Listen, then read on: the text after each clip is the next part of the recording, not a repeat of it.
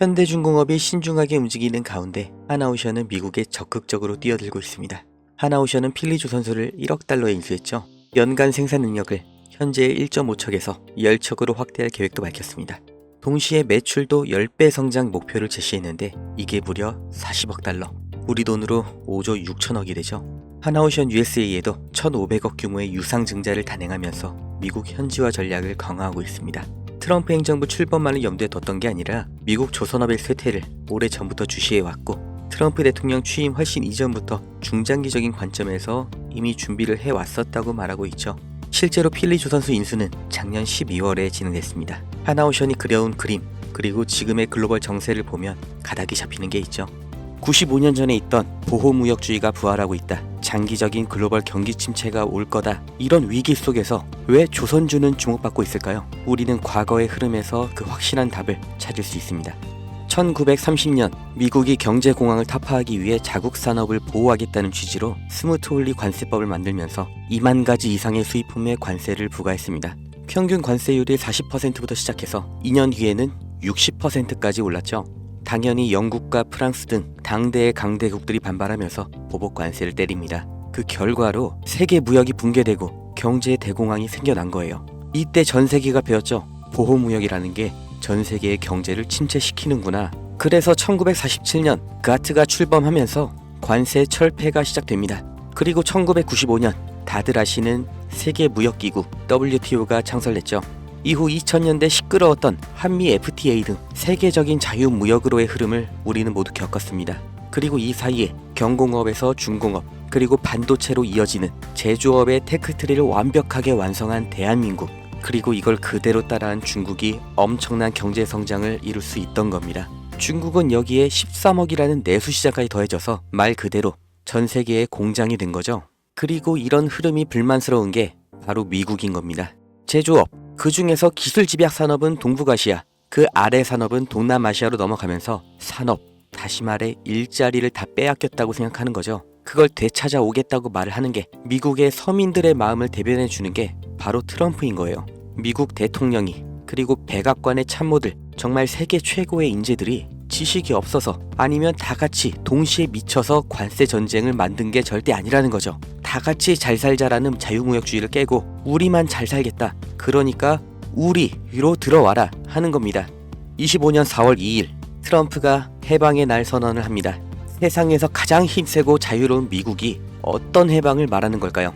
경제 해방, 바로 다 같이 잘 살기 위해 제1강대국이 품어야 했던 희생, 바로 국가 부채로부터 해방하겠다는 거죠. 이게 과연 성공할 것인가는 알 수가 없지만 이 일련의 흐름의 결과, 이건 우리가 확실히 알 수가 있고 실제로 지금 눈앞에 닥친 일입니다. 그게 바로 제조업의 이전이죠. 해방의 날 선언 이전에도 트럼프는 글로벌 기업들에게 미국 내에서의 공장 설립, 투자 확대를 요구해왔고 이제는 대놓고 미국에서 만들어라, 아니면 관세 폭탄을 맞아라, 양자택일을 요구하고 있습니다. 그러나 현실적으로 이게 얼마나 갈지, 그 결과가 어떻게 될지 예측이 안 되는 관세 전쟁이기 때문에 정말 모든 기업이 미국으로 가는 건 불가능하죠. 그렇기 때문에 그 대안, 동남아시아로의 이전을 서두르는 기업들이 생겨나고 있습니다. 그리고 유럽에서도 위기의식을 느끼면서 제조업의 부활을 준비하고 있죠.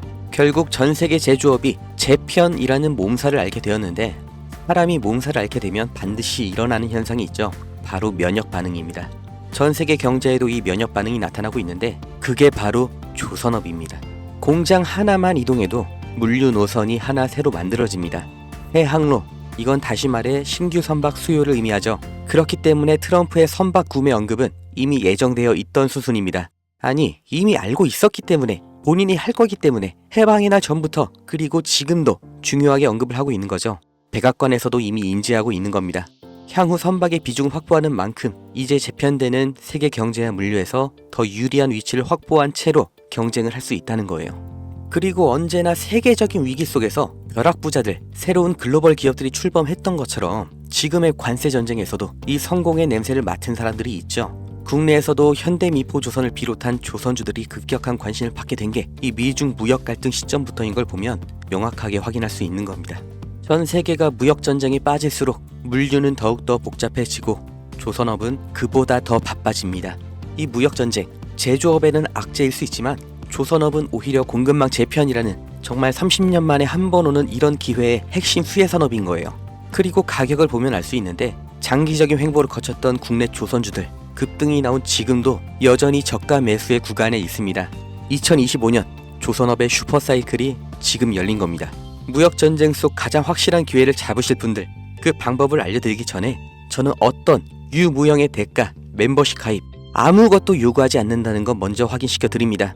제게 오는 연락 중에 30% 이상이 유료 리딩방 업자, 종목만 빼가서 저를 사칭해서 금전 요구하는 사람들 계속해서 문자로 제보를 받고 있기 때문에 이 오는 연락들 일일이 수작업으로 확인한 다음 어떤 대가도 욕구도 없이 드리고 있습니다.